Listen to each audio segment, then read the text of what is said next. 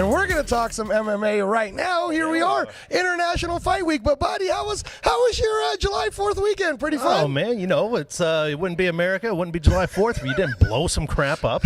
You didn't eat until you wanted to throw up and drink until you wanted to throw up as well. So I had a great 4th. Oh, that's awesome. And, you know, they had my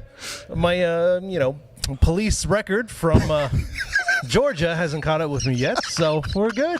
Well, I'm excited about this week. I know you're getting a chance to catch up on all the different festivities that the UFC's had to offer. And International Fight Week is always a great fight week. And we'll probably show a little bit of some of that stuff that you did this week on our next episode. Yeah, maybe so. But let's talk about what's happening tonight with Michael Johnson versus Justin Gaethje. What do you think, man? Well, first you have the debut of a very entertaining fighter, I'll say that, in former World Series of Fighting lightweight champion Justin Gaethje, who's so far undefeated in his MMA career. This is an exciting fight, and this is not a gimme for a debut as far as the UFC goes. And we know about certain debuts that happened that aren't gimmies. We just saw Aaron Pico, right? And that doesn't mean Aaron Pico's not a great prospect. I'm very high on Aaron Pico. I think that eventually he'll win a world title. So here we have Justin Gaethje, who you said was coming from World Series of Fighting. Right. But, man, Michael Johnson, dude, that's a tough out. I was in Brazil when I saw Michael Johnson win. I've seen Michael Johnson fight people like Dustin Poirier and knock them out. Yep. And Michael Johnson has hands. And from what you've told me, Justin Gaethje tends to take a lot of punches, right? He does. He's one of those classic guys, kind of a throwback to the old school of, he's going to take 2 or 3 to land that one. And that one is what he's hoping on. He's very heavy-handed himself, but you see him get a little reckless at time. And with the volume of punches that he actually throws, now he wings big, wild, swinging punches. With the volume of punches that he throws, he tends to gas as the rounds go. Hopefully it's improved. We saw a little bit of improvement there at the end of World Series of Fighting, his career there and everything. But again, he's a very exciting fighter, but will that take 3 to give 1 kind of style hold up against real big punchers like Michael Johnson? We're going to find out. Yeah, no, I mean, for me, if I was game planning for Justin Gaethje and I knew that the opponent was going to be Michael Johnson, I wouldn't do that game plan because Michael Johnson has a great coach in Henry Hooft. His striking is outstanding. Obviously, what is it? Michael Johnson, I think, is still ranked number 5 or number 6 or something like that. And it's not like Michael Johnson doesn't know how to defend in wrestling. He understands how to move the takedown. And what I like about Michael Johnson, guys, is he's an all-action fighter. So if I know we're about to do the Who Would You Bet On segment today with our good friend Gorgeous George, but I'll add this as an extra Who Would You Bet On. I'm betting on Michael Johnson tonight to pull it off and basically just show everyone, look, man, when you come into the UFC and you step up to this level, it's a whole nother ballgame. And you've seen in the past some other fighters from other organizations, Hector Lombard, Eddie Alvarez, Lawrence Larkin. These guys come in, very impressive records, and find out that, as it still stands right now, I'm going to go ahead and say it, the UFC is still the cream of the crop. It's still the pinnacle of fighters and everything. It's a different level. That's not to say that Justin Gaethje isn't a talented fighter. Yeah, and not to say that all the other organizations don't have great fighters. Right. We're just talking on a whole. On a whole, it hasn't gone so well for other organizations, fighters who are making that jump up in competition, that step up in competitive nature, and with the athletes and everything else that the UFC has. And especially, again, going back to a guy like Michael Johnson, that is a heavy order. So and a main event, too. We'll see how it goes. Main event time. These two guys, it's not going to be a boring fight. No, not at all. So what we're going to do is, after the break, we're going to go back to the studio. We're going to meet up with our good friend, Gorgeous George Garcia from MMAJunkie. We're going to do a little round of Who Would You Bet On? So stay with us. We're going to have more, right, from the Cagesiders. See you right after this break.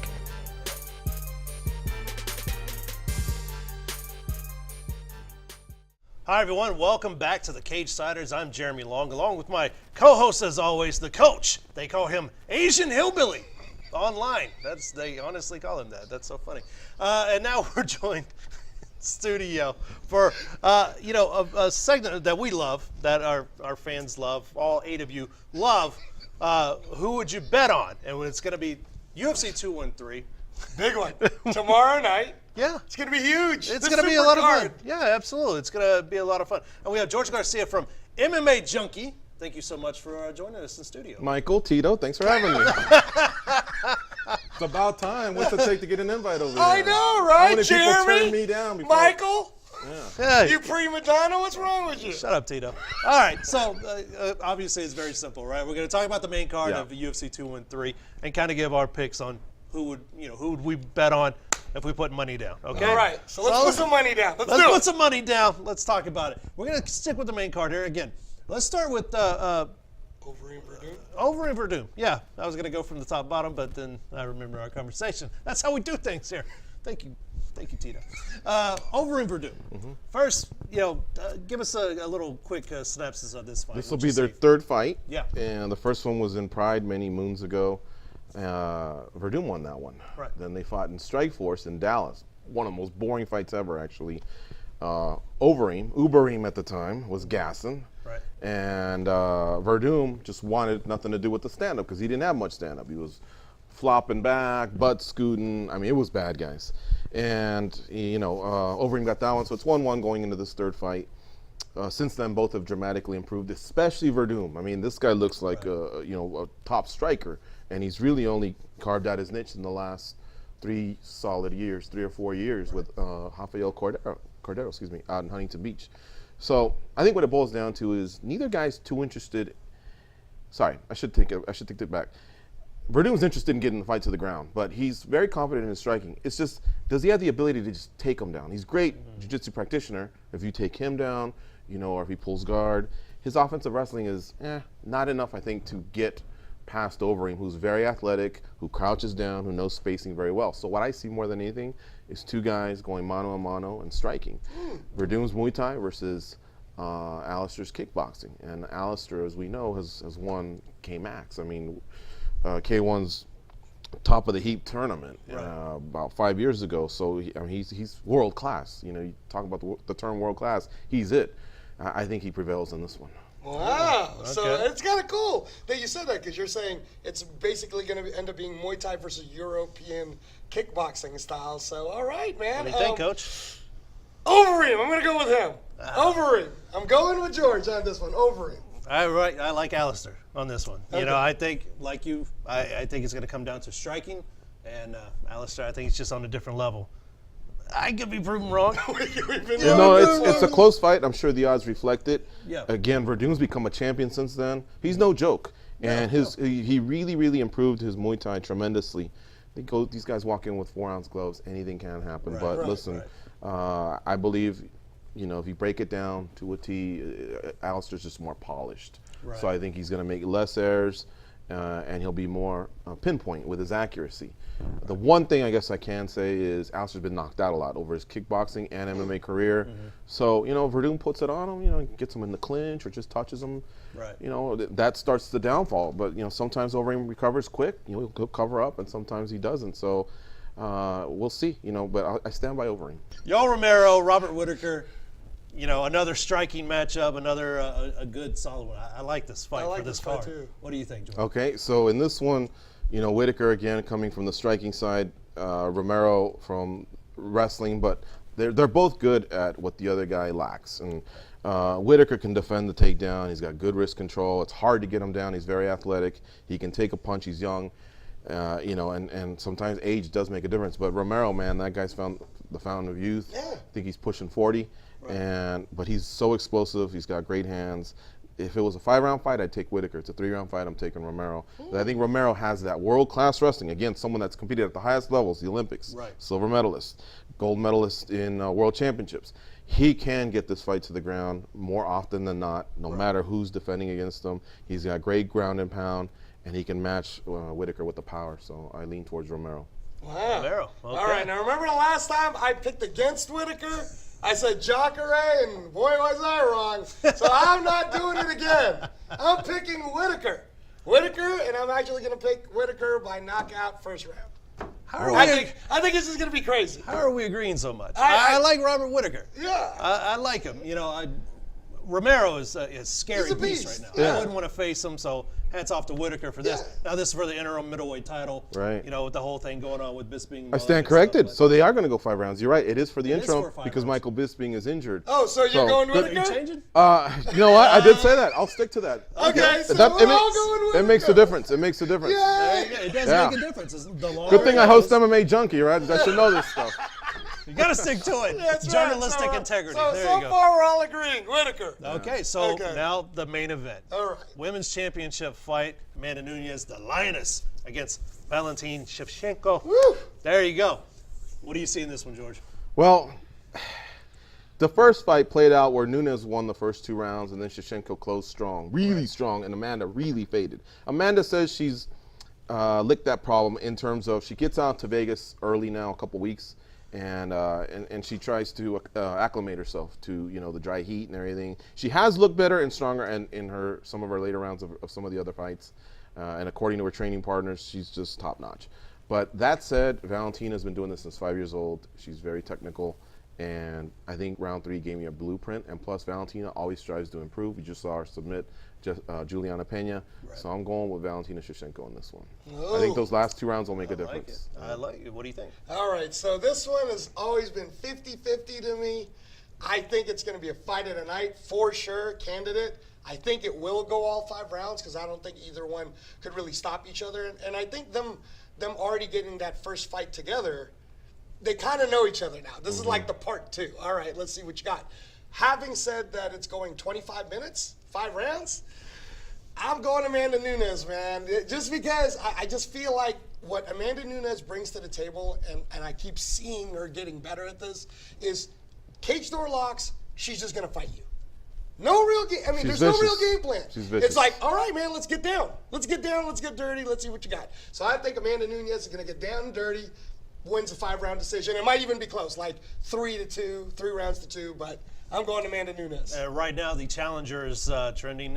She's the favorite right now. It's it's kind of shocking to me. Honestly, when I pulled up the odds, it was a little shocking to me that she's the favorite right now. But it all could change out. But for my money, man, gosh darn it, I hate agreeing with you, but I like Amanda Nunes. I think right now at this period of time in her career, I think she is just gonna, I like the way she just goes out there and she puts damn hands on people, man. And I think that's going to carry over to this fight. I think Valentina will have her moment. I think she's going to, be a champion one day. I don't think that moment is right now. All right. We'll there see you you tomorrow night. We'll see what goes on with it. All right. Thank you so much, George, for joining us. Thank you. Who would you bet on? MMAJunkie. Check him out. Follow him on Twitter. Got his name right there. Gorgeous George. Right? Gorgeous George, baby. That's what he does. It's obvious, right? Stay with us after the break. We're going to have more Cagesiders. Hi, everyone. Welcome back to the Cagesiders. Jeremy Long, along with the coach, Angelo Reyes. Now, coach, we spent some time at Mayweather Boxing Club. That was fun. That was fun. Just hanging out there. All that heat. It was so hot. Not as hot as the studio. It's so damn hot in here. I'm sweating. It's because we on fire today, baby. That's So who right. did we catch up with, man? Well, we talked to Coach Eddie Mustafa Muhammad, and he talked to us a little bit about his thoughts on Andre Ward and some other things that has to do with maybe some big fights coming up. So let's get to that. Wait, we just saw Andre Ward put away Sergey Kovalev. I actually suggested this on our show. I said, you know what? I don't really know what would be next for Andre because it's the hurt business and you want to make as much money as you can. Right. And in all honesty, I don't know what that money fight would be for Andre Ward. So I said maybe even at this point it'd be okay for him to retire a little bit. But if you had a chance to pick money fight-wise and who would you like to see Andre Ward fight next, who would it be? Okay, this is the business. And the rumors that I've been hearing that Andre may go to Russia to fight Kovalev for a 3rd time, where I think they're going to guarantee him either 10 or 15 million. So, I mean, listen, like I said, this is the business. So I think Andre should, if that's true, Andre is on his way to Russia. Wow. Now that's cool. See, that's why we like going to the Mayweather gym, because you already, if it happens, you heard it from this man first. Andre Ward, Russia, Kovalev, 10, 15 million? Damn. Andre deserves it. He deserves it because, like I've been telling everybody that would listen, Andre Ward is the best fighter in the world today, bar none. He hasn't been beaten in so long. He doesn't know what defeat is, basically. What do you think of Lomachenko? Let me ask you that. Great fighter.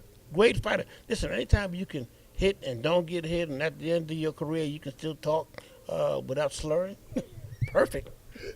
Now, I think they're about to do the 20th anniversary of, I believe it's Holyfield versus Mike Tyson, I think is the 20th anniversary of that. When you think of those type of moments in boxing history, and right now we're having a banner year for boxing, I've always thought, no, boxing's not going anywhere. It's a global sport. It's cultural. You go anywhere in the world. You watch Anthony Joshua, who only had 18 fights. He's selling out a 90,000-seat stadium against a 40-year-old Vladimir Klitschko. Boxing is just that big. With such a banner year, with what Mayweather promotions are doing now, pushing forward the fights that the fans want to see, do you see us kind of having that resurgence back, like back in the day when you were fighting and they were showing it on free TV? It's coming back because the fans are demanding that the best fighters fight the best fighters. So, between Al Heyman and Bob Arum, they're putting everything together. There comes a time when the promoters have to say, well, the fans want this fight. Let's put it together. So that's what they're doing now. Now, one last thing. Then we'll let you go, Coach, and thanks for your time here. We're a boxing MMA show, so I know you're in the gym all the time, you're training people all the time, but when you have watched MMA fights, any particular names that you really like where you say to yourself, you know what, I like watching that person, I get entertained. Like when we talked to Memphis, he told us he really likes watching Showtime Pettis, he likes watching Cody Garbrandt, John Jones. Now, how about with you? I know you've seen some of them go through the gym here too, but when you actually, for entertainment value, when you're watching it, like I've seen you watching Anna throwing her little spin kicks and flying kicks and whatnot. What do you like? Well, like I said, I like an athlete that applies his or herself to the actual sport, and perform at the highest level, no matter what sport you're in. Like I see Anna kicking a bag with her toes. I'm looking at her, that hurts. You know what I'm saying? But she's applying, and she's kicking a bag hard. So she's doing what she got to do. I like John Jones. I like a lot of guys, but listen, I'm a sports fanatic. I've been in sports all my life. I've been a world champion. You name it, I've done it. I took like 10 guys to world titles. So it is what it is, We got Jeff Mayweather right there hanging out. The man, the myth, the legend, Mr. Jeff Mayweather. You know what? We had Jeff Mayweather come through. Talk to us a little bit about Jeff Mayweather. Just coming through, surprise us. Tell us a little bit about the things you want to say about Jeff Mayweather, right? I used to train Jeff. Jeff is a great teacher himself. He's trained world champions. He's had world champions. He's a great individual teacher because he knows the art of boxing. And the art of boxing is to hit and not get hit. That's the main thing. And Jeff does that to a T. Now, we saw Roger, hanging out in here, and we're always praying for his health, to get better. Roger, though, man, and I loved watching him, the Mexicutioner back in the day. Tell us a little something about Roger and maybe a little personal story between you and Roger. Well, listen, me and Roger were champion at the same time. I would support him. He would come support me. I went to Puerto Rico when he won his first world title, and we always have this joke together, which I tell when I went in the back of the dressing room where Roger was dressing. I said, Roger, we're in Puerto Rico. After you knock this guy out, because the guy is from Puerto Rico, don't jump all over the place like, this is your home. Let's get out of here. Sure enough, he hit the guy on the chin, knocked him out. He's jumping around. And I said, oh, we're going to get killed today. But that's Roger. Roger didn't care. He want to hit you with that good right hand, and the game is over. Man, and when we talk about Roger Mayweather, and I've said this, Floyd Mayweather, he's a different type of fighter that we've ever seen in the sport. I mean, he really took the science and the craft of boxing and turned it into an art. made it fun to really see someone like that and make it all the way through, because it wasn't easy. He wasn't born with a silver spoon in his mouth, you know. Work at that. That's the bottom line. You have to work at that, and that's what he's been doing for the longest. He's been on top ever since he's been, boxing. He's been on top, and that's the honest to God truth. So there we go. Former world champion lays it on the line, says it all. I love it. Yeah, I love it. I love how he's just so honest. Got the truth, man. The man Tells is us the some truth. of the stuff. Yeah, no. There he is. All right, so stay with us. After this break, we're going to have more from the Cagesiders. Hey, Coach. Welcome back to the show. Jeremy Long, along with the coach, Angelo Reyes. Coach, another good show. Yeah, great show. These are So record-breaking shows. It's amazing. Great guests. Great show. George. Great outside trips when we go to like I Mayweather love boxing gym and Mayweather, stuff. Yeah. and getting to talk and everything, kind of getting the inside and the backstage, Yeah. and all the good stuff as we build that slow build to August 26th. Yeah, with well, Mayweather I'm excited about and this week. We're in International Fight Weekend right now. It is. UFC tomorrow night. That's Yeah, gonna be the Ultimate Fighter what finale do you is call it? tonight. Yeah, you The said finale's tonight, and Yeah. we get to see the debut of Justin Gaethje against Michael Johnson. Good fight. Yeah, and then you were saying that tomorrow night is the super card, right? Yeah, you super said card. You were calling it UFC super card. 2013. Yeah. Tomorrow night, all the favorites going to be there. Robbie Lawler, Donald Cerrone, Amanda Nunes, Valentina Shevchenko. I mean, lots of great title fights. Joe Romero, Robert Whitaker. I mean, this is a card right here. Yeah, And that's- Showtime Pettis and is that- in yeah, it, Showtime Pettis, and the undercard's good. And, this is that one. If you're going to pay for one this summer, pay for this one. Yeah, Because you're definitely probably going to that. get some action. Now, I hope I didn't just jinx it, and it's all, decisions and things like that. But I think we'll be right with George. I think we picked everything pretty correct. But we'll see. I don't know. let's see how it goes. We're never really correct on this stuff. You should know by now. Don't trust us with money. The banks won't let me have a credit card. So, don't do any of that. So, for all of us here at the Action Channel and the Cagesiders, I want to thank you so much for joining us, watching the show, subscribing to the podcast. We appreciate each and every two of you. All right, we'll see you next week right here on the Action Channel. We love you. I love you, Coach. You're so beautiful. Jed Jones is the man. Jed Jones. Jed Jones.